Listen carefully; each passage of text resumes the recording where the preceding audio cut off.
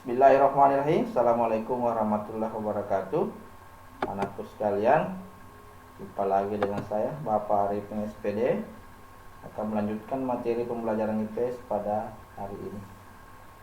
Baik, sebelum kita lanjut, marilah kita sama-sama berdoa.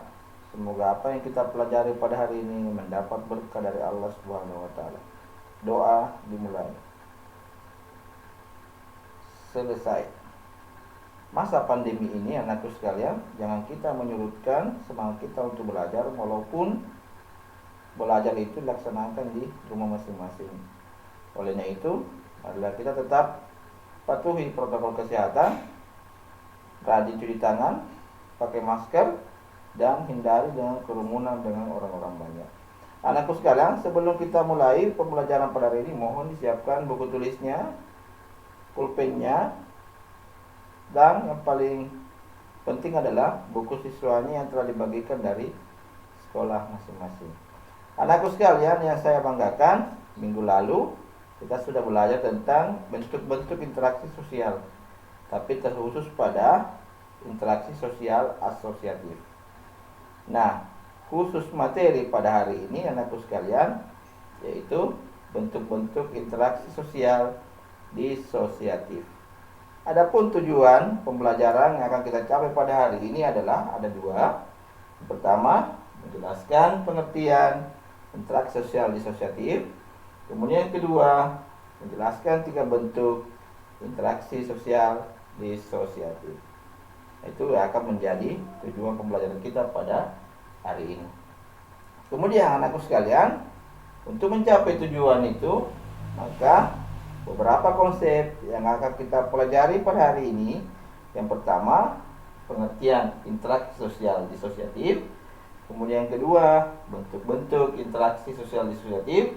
Yang ketiga, pengertian kompetisi. Dan yang keempat, pengertian kontravensi. Kemudian yang terakhir adalah pengertian pertentangan. Ya, dengan dikuasainya kelima materi ini, mudah-mudahan bisa mencapai kedua tujuan pembelajaran yang telah kita rumuskan sebelumnya. Anakku sekalian, baik, kita lihat seperti apa ringkasan materi terkait dengan materi pokok pada hari ini. Yang pertama, interaksi sosial disosiatif itu adalah interaksi seseorang atau sekelompok orang yang melakukan hubungan dengan orang lain yang mengarah pada konflik atau merenggangkan solidaritas kelompok.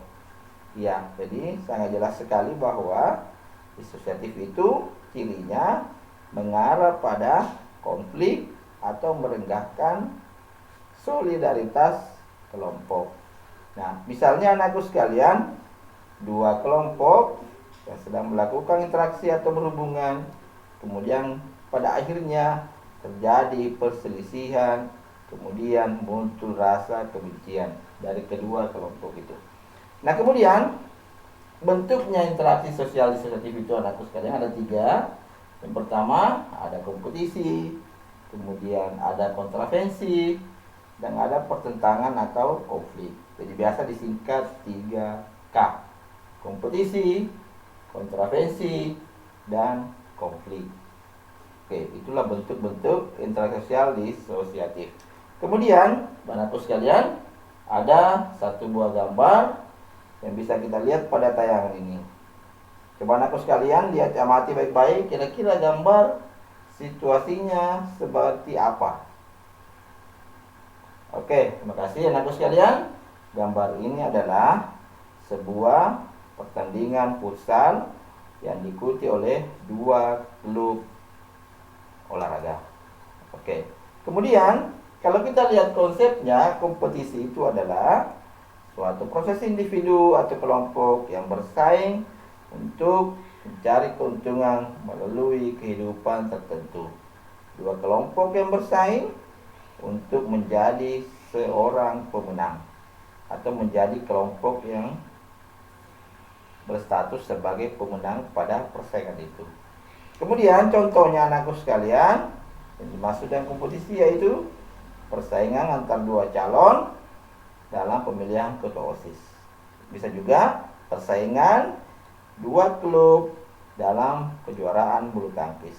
Bisa juga pertandingan sepak bola, pertandingan bola basket, dan pertandingan bola voli.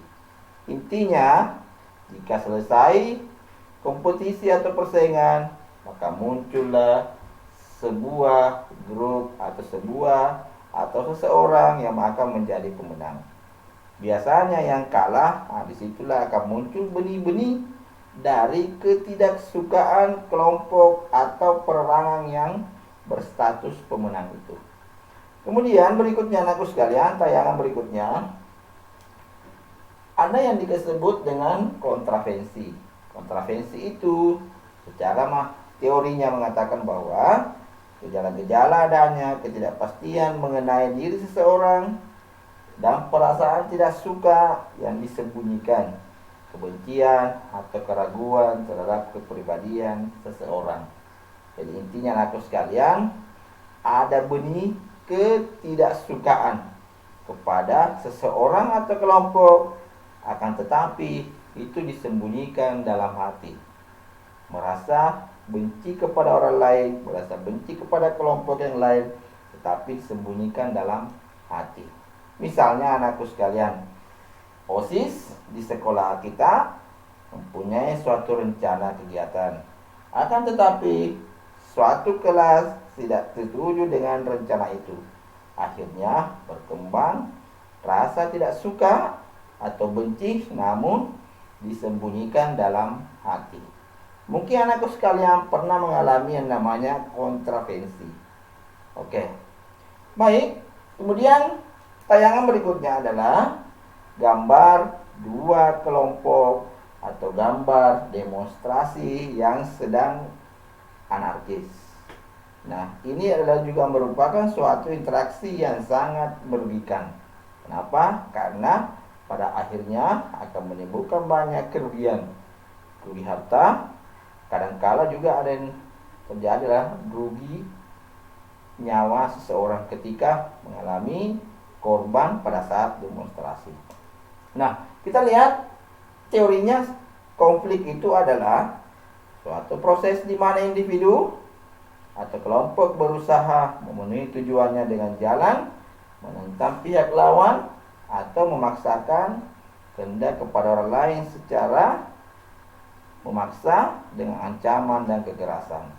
Jadi kalau ada sesuatu kejadian memaksa orang lain secara kekerasan, maka itu sebuah konsep yang dikatakan dengan konflik. Anakku sekalian, contohnya perkelahian antar kelompok, bisa juga dikatakan contoh demonstrasi yang bersifat anarkis. Baik, itu adalah ringkasan materi kita pada hari dan anakku sekalian. Kemudian sebelum kita akhiri pembelajaran melalui video ini, Bapak akan menayangkan kuis atau pertanyaan yang sehubungan dengan materi. Mungkin anakku bisa melihat. Yang pertama adalah apa yang dimaksud dengan interaksi sosial disosiatif. Kemudian yang kedua, tuliskan 3 bentuk interaksi sosial disosiatif.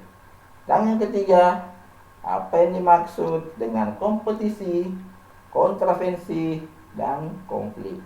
Saya harap anakku sekalian, jawaban dari kuis ini silakan ditulis di buku latihannya. Kalau sudah, maka tolong di foto jawaban tersebut kemudian dikirim melalui WA pribadi Bapak Guru. Oke anakku sekalian, mungkin inilah yang sempat kita pelajari bersama pada hari ini. Mudah-mudahan ada manfaat, kemudian bisa menambah kita pembelajaran meskipun dilaksanakan di rumah masing-masing. Demikian saya Arifin SPD pamit undur diri dari pembelajaran pada video kali ini. Insya Allah akan bertemu pada video pembelajaran berikutnya. Demikian, Assalamualaikum warahmatullahi wabarakatuh.